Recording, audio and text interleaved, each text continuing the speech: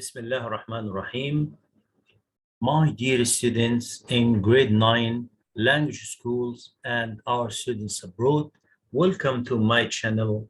Today, inshallah, we will have and discuss the poem of the second term, Blow, Blow. It was written by William Shakespeare. Let's have a quick view about the poet. William Shakespeare, he was one of the greatest dramatists in the English literature. He wrote a lot of plays, poems, and essays. He was born in 1564 and died in 1616. His plays are translated into many languages. And as you know, my dear student, William Shakespeare is considered one of the most important and famous writers in the English literature.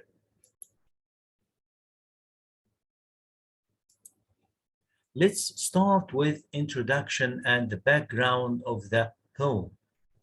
This poem is a song taken from Shakespeare's play, As You Like It. In this play, the lawful duke was driven out of his kingdom with some of his faithful followers.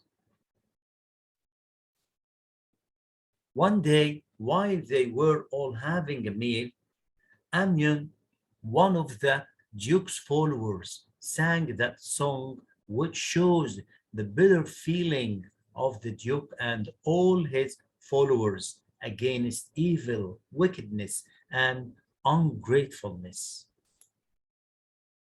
Let's see and discuss the main idea of the poem. The poet says that however painful and harmful the weather conditions were, they are so kind if compared to the ungratefulness of the people near and dear to us. The thanklessness of a brother or a close friend is more painful than the bitterness of a bad weather or rough conditions. The winds, the rain, the bitter cold are smaller evils if compared to the greater illness in the heart caused by a brother or a relative. And let's see and read the first stanza.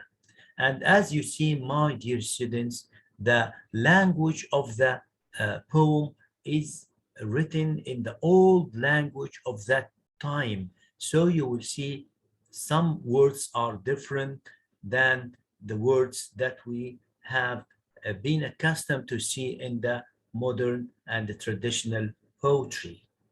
Blow, blow, thou winter wind, thou art no so unkind as man's ingratitude. Thy tooth is not so keen, because thou art not seen. Although thy breath be rude, hi-ho, sing hi-ho unto the green holly. Most friendship is feigning, most loving mere folly. Then hi-ho, the holly, this life is most jolly. Let's see and discuss the meaning of the words. Blow here means become harder.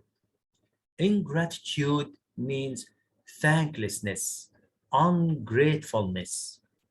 Tooth, harm, bite. Breeze, wind.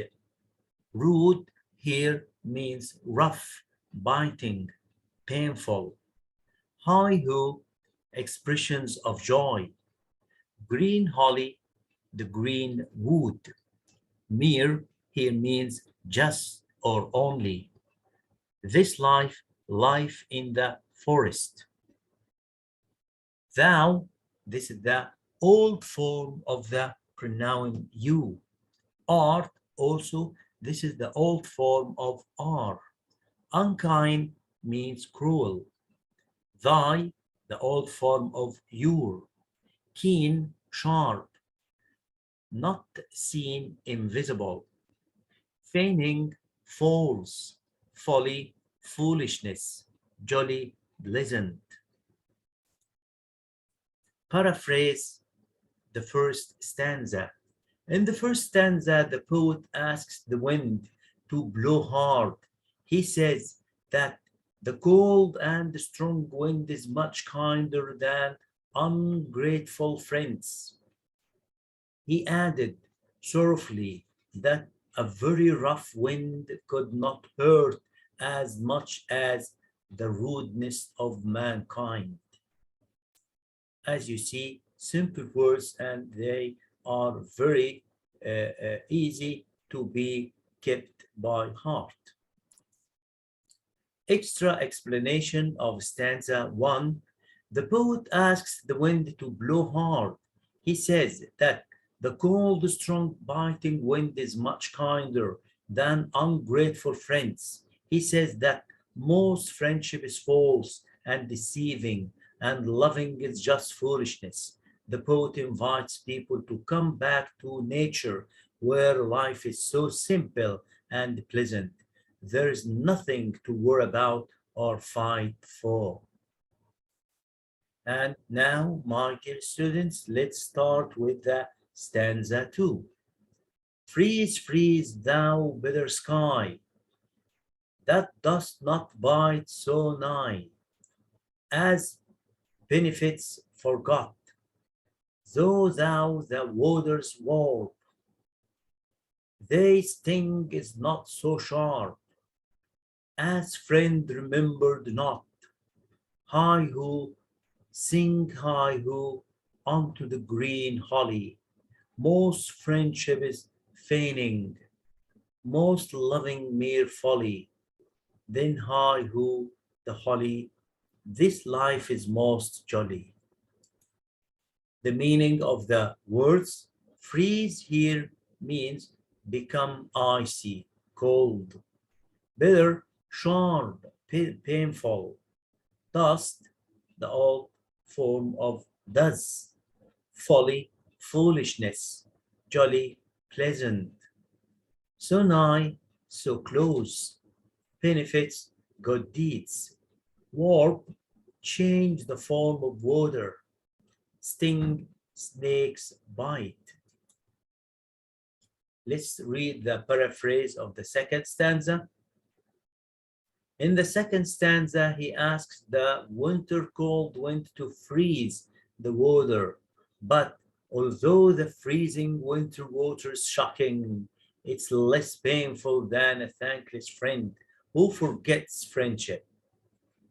The behavior of a false friend could have a greater effect on man's spirits than the cold weather that could change water into ice.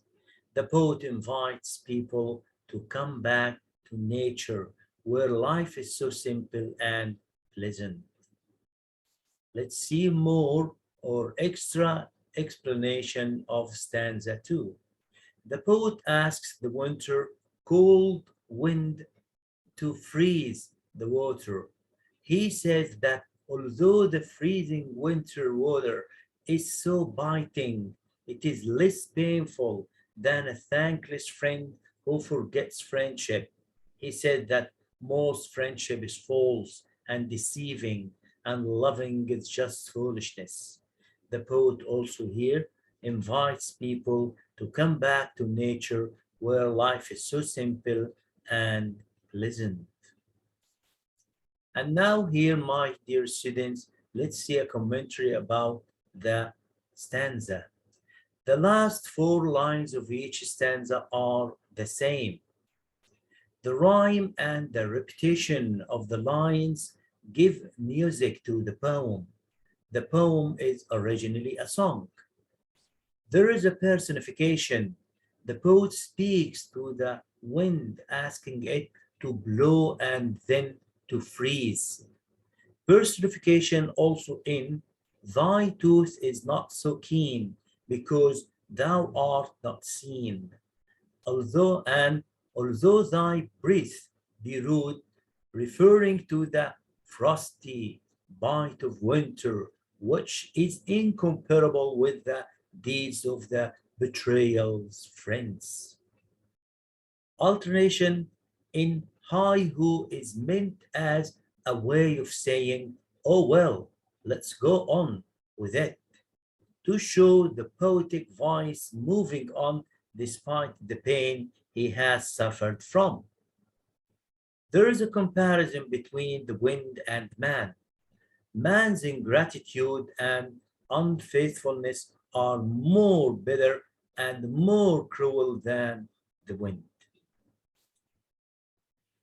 Now, the last part of our session today is about the theme and the rhyme scheme of the poem. The theme, the power of human relationships and bitterness of betrayal, although also nature is being used to convey a message about human emotions and the impact of our relations and friendship. The rhyming scheme of this poem is the first stanza A, B, C, B, D, D, and the same rhyme scheme is repeated in the second stanza, so it is A, B, C, B, D, D. And this is the end of our session today, my dear students. I hope you have enjoyed my session. Till we meet again, thank you for watching. Thank you for being with me. Thank you and see you